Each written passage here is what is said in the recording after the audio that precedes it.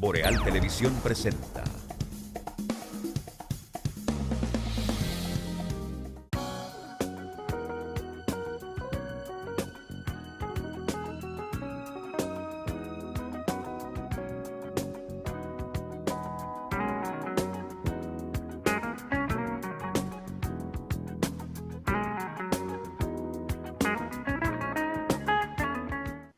Gracias por seguir con nosotros. Bienvenidos a este Café con Leche, que es el cierre de este bloque informativo que produce Boreal Televisión desde Santiago de los Caballeros para toda la República Dominicana, así como también para los sistemas de cables en Estados Unidos, Canadá, Puerto Rico, Centro, Sudamérica, Europa y las islas del Caribe, a través de nuestras plataformas y aplicaciones digitales, tal como habíamos anunciado en el programa anterior. Ya está con nosotros el licenciado José Ricardo Taveras, amigo de este canal desde hace muchos años, parte de la familia, a quien agradecemos que haya aceptado estar con nosotros para conversar sobre diferentes temas que ocupan la opinión nacional. José Ricardo, bienvenido al Café con Leche. Muchas gracias, muy agradecido, Atahualpa, por la oportunidad que me brindas de estar nuevamente en mi trabajo, porque yo soy parte de este equipo, tú lo sabes muy bien. Así mismo es, y nos sentimos honrados con ese afecto y esa solidaridad que siempre has tenido con Boreal Televisión. Nos acompañan, como pudiste notar, a Randy Ortiz, Danilo Basilio y Miguel Torres en este Café con Leche. Cedo la primera intervención al señor Ortiz. Sí, gracias, Atahualpa, gracias a José Ricardo Taveras por acompañarnos en este momento donde los temas que siempre han sido parte de su preocupación están en un punto que implica y sugieren que lo tratemos de alguna manera con una gente que ha tenido la experiencia en términos de migración, en términos de legislación y una de las figuras principales de la Fuerza Nacional Progresista. José Ricardo, esta situación que estamos viviendo, el impasse por el uso del agua, del río de Jabón o Masacre, como quiera llamársele, entre República Dominicana y Haití, que hizo que el presidente diera declaraciones conjuntas con el presidente haitiano y pocos días después se rompen esas negociaciones y el presidente dominicano dice que no vuelve a la mesa técnica de negociación hasta que el presidente de Haití no mande a paralizar una obra que no paralizan. Y ahí afloran una serie de situaciones tradicionales que vivimos haitianos y dominicanos, y quisiéramos conocer la visión que tú tienes sobre esa situación que se da entre nosotros y nuestros vecinos. Sí, bueno, gracias Randy y gracias a todo el equipo. La verdad es que este tema no nos sorprende porque siempre hemos estado hablando de que este equipo de gobierno tiene lo que yo le denomino una crisis de identidad en lo que tiene que ver con sus posiciones con las políticas de carácter migratorio y de defensa de la soberanía nacional. Y en lo que tiene que ver el río, obviamente tenemos un inconveniente de marca mayor. Cuando vemos el íter de este problema, lo que amanecemos un buen día con que los haitianos están canalizando el río de Jabón, alias Masacre, como le digo yo. Pero ¿qué pasa? De este lado de la República Dominicana, no hay absolutamente ningún tipo de reacción de parte del gobierno. No existe. Lo que se produce en términos diplomáticos, que es correcto, es una nota verbal diciendo en los términos adecuados la posición del Estado Dominicano, diciendo que no se puede hacer de manera unilateral, lo cual es una posición plausible en ese escenario. ¿Dónde se viene a dañar el tema? El tema se daña con la visita del presidente Abinader a Ecuador, que desde allá para acá lo que tenemos de vocero del presidente Abinader al presidente Moïse, diciendo que se va a hacer caso omiso a los nacionalistas haitianos y dominicanos y que van a continuar. Y eso incluía la canalización del río. A eso le sucede una reunión de la Comisión Mixta Bilateral, que es un órgano de nivel técnico que está hecho para hacer sugerencias y para dirimir diferencias de pequeña monta. Y por lo menos en ese escenario se produce una aquiescencia del Estado Dominicano a través de ese órgano que ha reconocido el derecho de Haití a aprovechar las aguas del río Dajabón. Y eso en la República Dominicana nadie lo ha negado, porque ese no es el punto del diferendo. Como río internacional, Haití tiene derecho, es cierto, pero lo tiene en la medida en que se tomen medidas bilaterales, porque es un río que pertenece a ambas naciones. Sobre esa base, hemos estado viendo un estado errático, luego de que ven la reacción, como siempre ha ocurrido en este gobierno, que toman decisiones y después dan un paso adelante y dos pasos hacia atrás.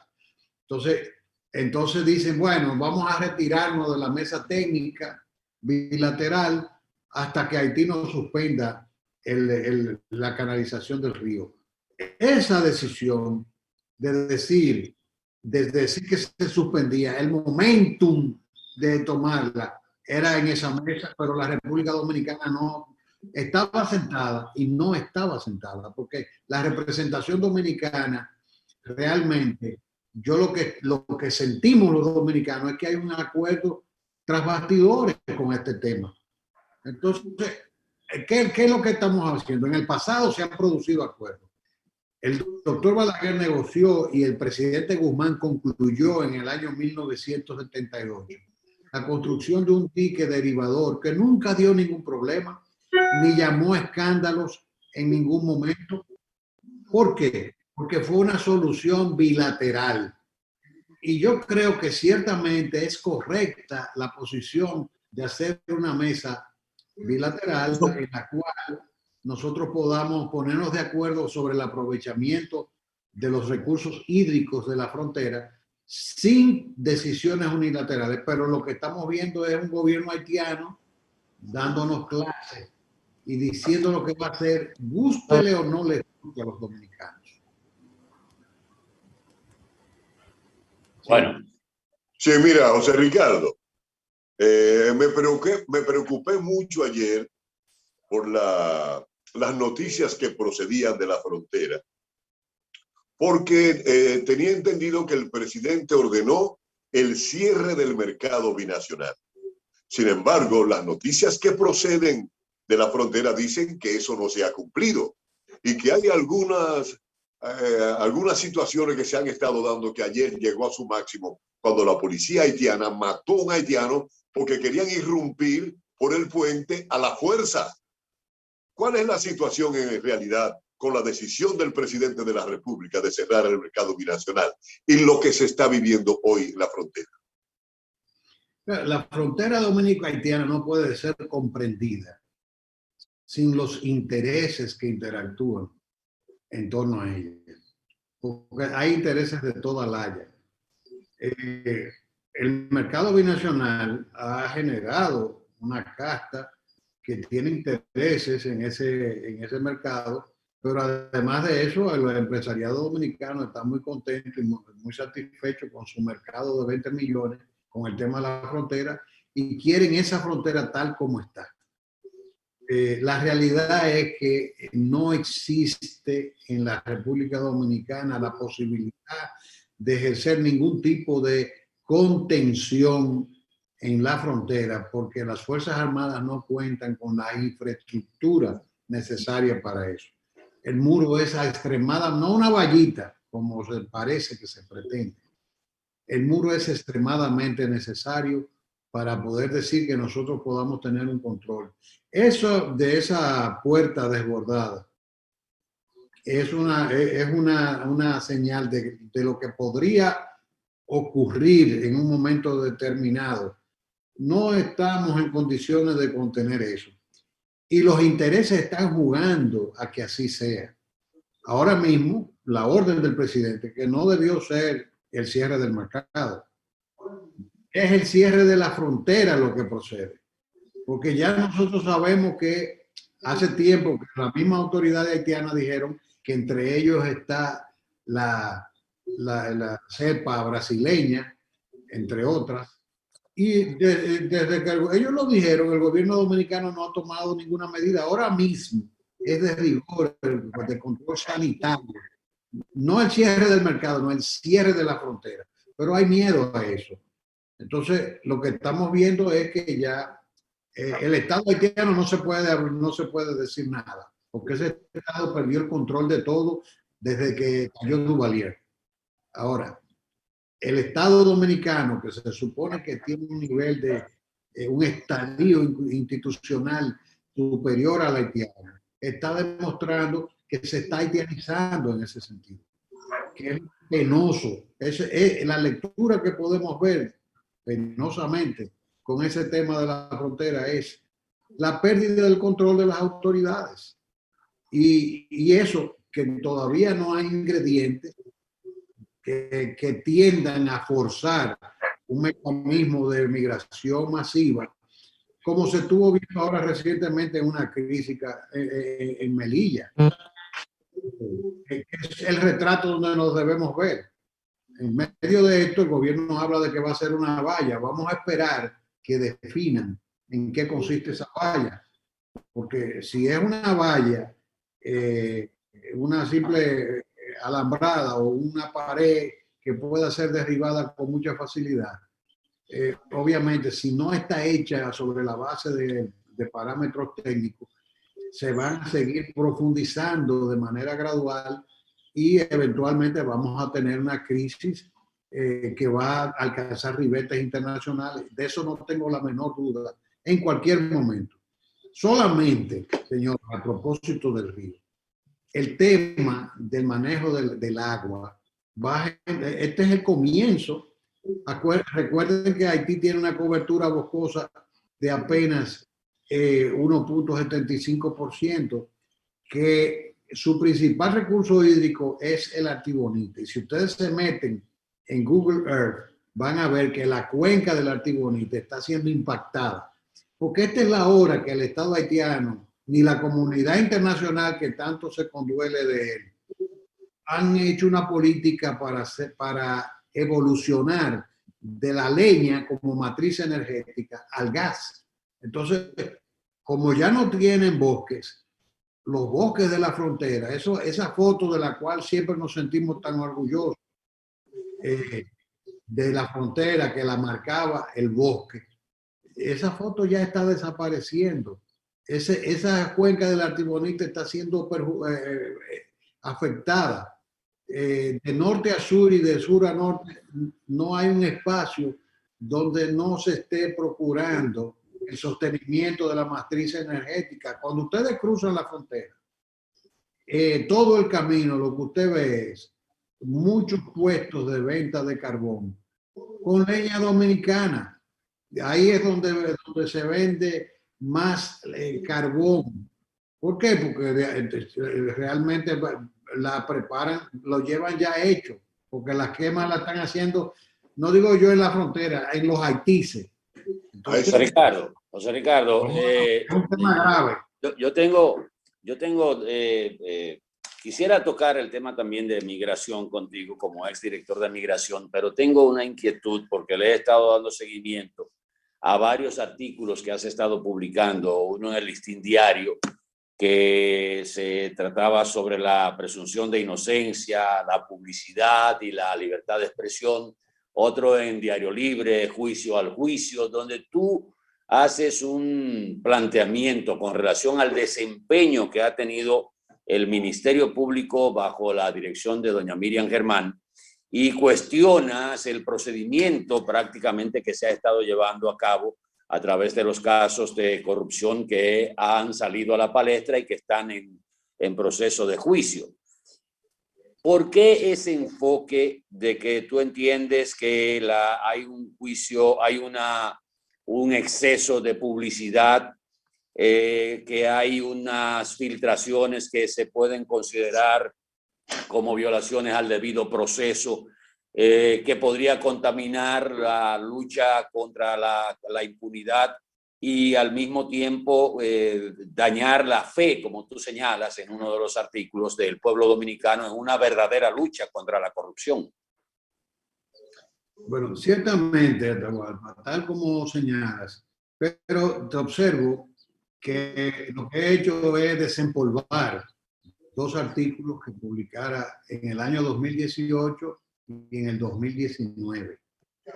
Y los desempolvé y los compartí y ha corrido mucho el artículo por la gran vigencia que tiene el tema.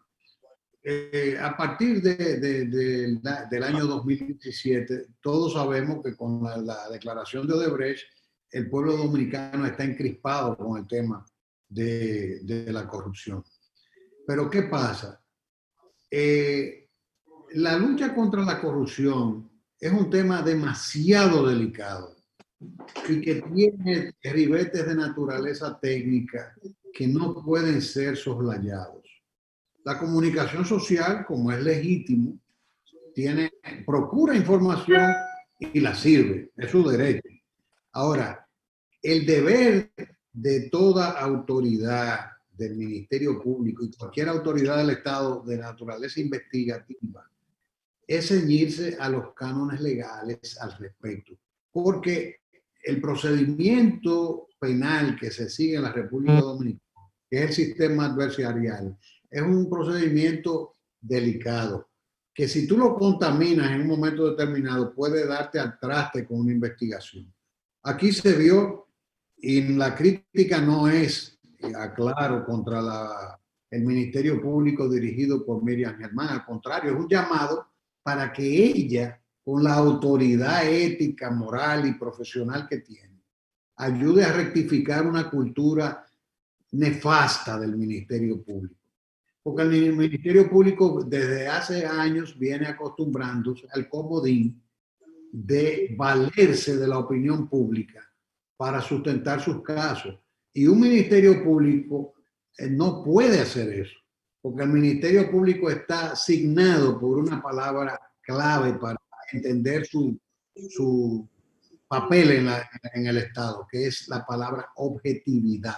El Ministerio Público no está para acusar solamente, también está para que en base al principio de objetividad, si una persona no califica para ser imputada, también de esas imputaciones. Entonces, ¿qué es lo que estamos viendo? Filtraciones de temas delicados de investigaciones.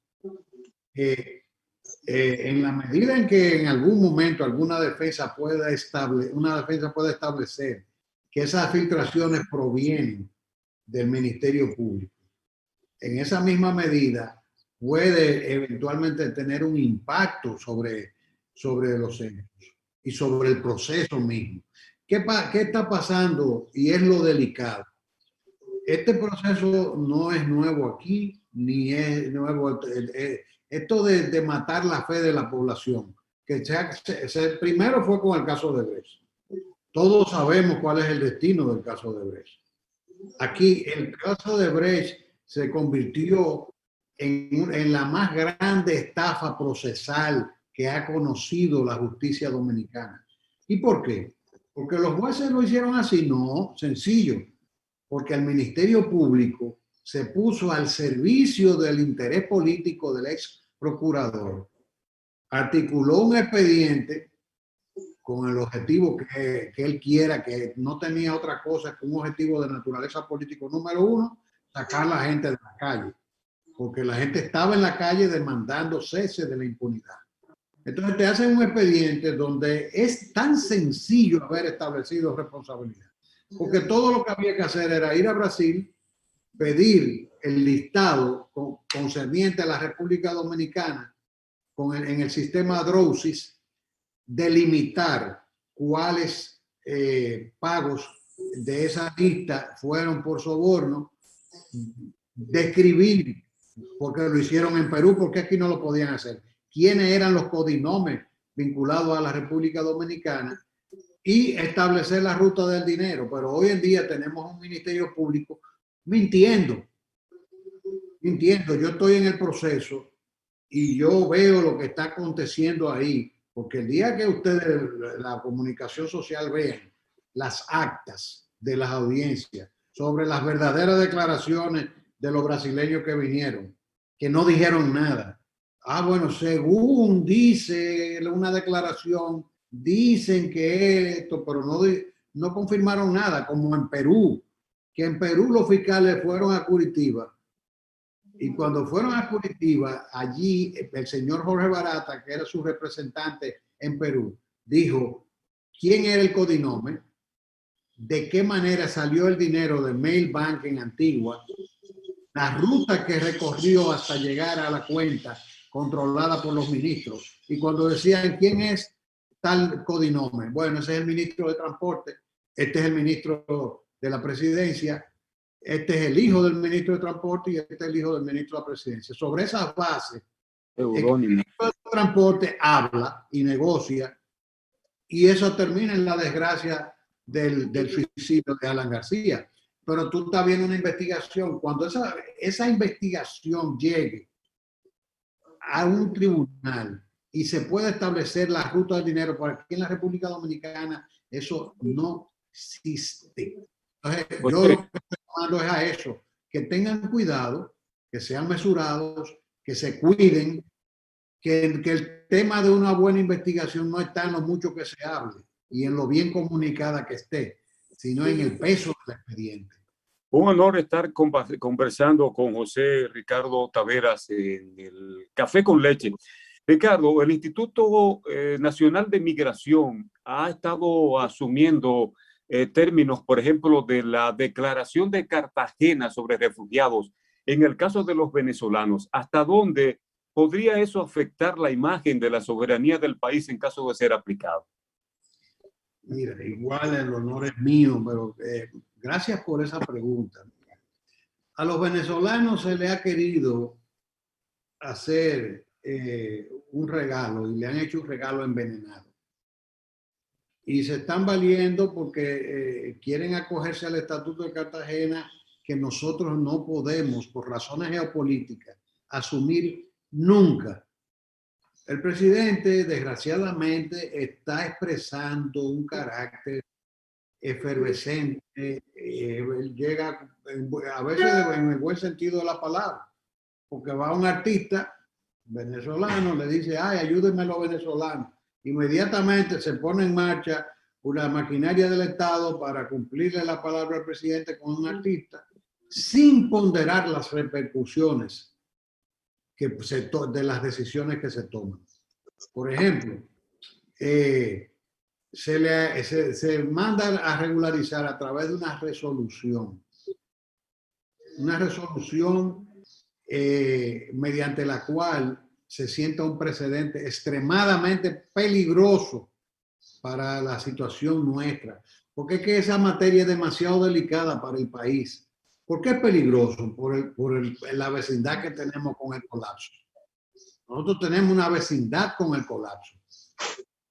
Y entonces, cuando el día que tú tengas una situación tipo la de Melilla, Ceuta y Melilla, entonces tú tienes cómo tú la vas a manejar frente a la comunidad internacional. Si tú estás generando precedentes donde tú te acoges a ese tipo de concepción. Nosotros estamos claros, porque el problema con Venezuela, con venezolanos tenemos un problema migratorio. Porque uno de los problemas que acontece es que los dominicanos no aprendemos a distinguir cuál es la diferencia entre un problema migratorio, que es lo que tenemos con los venezolanos, que según yo tengo información no pasan de 50,000, y con los cuales tenemos hasta deudas históricas, porque acogieron desde el padre de la patria hasta cientos de dominicanos en todas las épocas difíciles como refugiados políticos. Ahora, una cosa es eso y otra cosa es usted vivir al lado de un Estado que tiene como política esencial la expulsión de población. Cuando usted lee los periódicos haitianos, por ejemplo, Le Noveliste, que es el periódico de la oligarquía haitiana, que es el que expresa lo que piensa la oligarquía haitiana, editorializando y estimulando la migración en masa.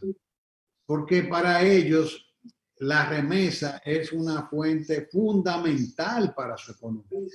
Entonces, el Estado haitiano, lejos de ayudar a resolver los problemas de su población, lo que está estimulando a que se vaya. Entonces, con una realidad como esa, una economía 10 veces menor, un colapso de carácter medioambiental, un colapso sanitario, un colapso de infraestructura, entonces un colapso del sistema educativo que ahí no existe. La gente habla que los haitianos son muy inteligentes, que hablan idiomas, los que tienen la oportunidad. Por eso es una población que está alimentándose con galletas de tierra.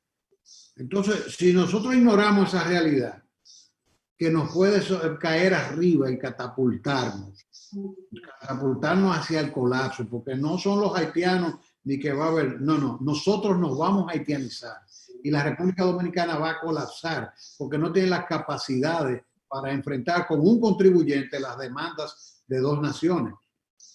Eso es grave. Yo estoy de acuerdo contigo de que eso es un precedente siniestro, peligroso, porque la comunidad internacional lo primero que va a hacer es sacarnos el expediente de los venezolanos. Ay, ¿por qué con esto sí, con aquello no? Cuando se pudo haber hecho de manera diferente. Sacan una resolución ilegal, porque una resolución que viola la ley de migración, viola la Constitución de la República y viola el reglamento de migración por 200,000 partes. Entonces, cuando tú te enfrentas con esta situación, el gobierno está dándole a los venezolanos permisos de trabajador temporero cuando esa figura obliga que el trabajador temporero tenga un contrato con una persona. ¿Cómo van a darle a los venezolanos que cada uno tiene un perfil diferente? Aquí en la República Dominicana hay más de 30 perfiles migratorios que pueden ser adecuados para... Entonces se está penalizando esa población que permaneció ilegalmente, pero que entró legalmente, contrario a lo que pasa con los haitianos. Entonces, llamas la atención sobre un tema realmente delicado, que nosotros, un precedente que en algún momento puede costarnos, al menos en términos de imagen en la comunidad internacional, pero el gobierno, como decía al principio, tiene una crisis de identidad de sus políticas en esta materia y la expresa de esa manera, incluyendo el hecho de naturalizar una cantidad de haitianos mediante un decreto que ni siquiera salió de Interior y Policía, en seguimiento a la política de desmonte de la sentencia 168-13 que comenzó Danilo Medina. Esa es la desgraciada realidad que estamos viviendo. Nos queda un minuto, Randy, minuto y medio para una pregunta y una respuesta breve, porque lamentablemente la conexión se hizo un poquito tarde con José Ricardo. Y, por ejemplo, a mí se me quedan todas las preguntas con el tema de los juicios que se están llevando a cabo. Pero vamos con Randy, este minuto y medio. Es la posición del canciller. Mucha gente le dice, bueno, es que tenemos un canciller que está a favor precisamente de ese peligro. Y quisiéramos saber la posición de José Ricardo respecto a si debemos mantener ese mismo para que él cambie de posición. Mira, yo creo que ustedes pueden recordar que el primero en denunciar que era una designación impropia fui yo en la transición. Es una desgracia para el país. Es una desgracia porque yo le he llamado un canciller de paja. Donde él se sienta, Haití tiene 2 asientos. Eso es lo que ha demostrado hasta el momento. Y si ustedes observan en su cuenta de Twitter perifoneando la mentira de que nosotros estamos aprovechando el río Dajabón ilegalmente. Entonces, es lo que te digo. O el canciller abjura de toda esa actitud que ha tenido de ser uno de los líderes de la confrontación con la sentencia 168 para comenzar, o sencilla, y le sirve a los intereses dominicanos, o que se vaya. que se vaya de ahí. Esa es la penosa realidad. No tenemos Cancillería. José Ricardo, muchas gracias por estar con nosotros. Y no te pierdas porque, caramba, tú debías estar casi fijo cada vez que tengas tiempo con nosotros en el Café con Leche, Mañana Boreal, que te lo hemos propuesto varias veces. Pero yo sé que las ocupaciones son muchas. Lamentablemente el tiempo terminó, venimos con la clase a distancia. Un abrazo, hermano, y gracias por estar con nosotros. A ustedes, un abrazo. A ustedes, amigos, feliz resto del día, que sea productivo con la gracia de Dios. Nos vemos mañana en otra edición de Café con Leche. Muy buen día. Boreal Televisión presentó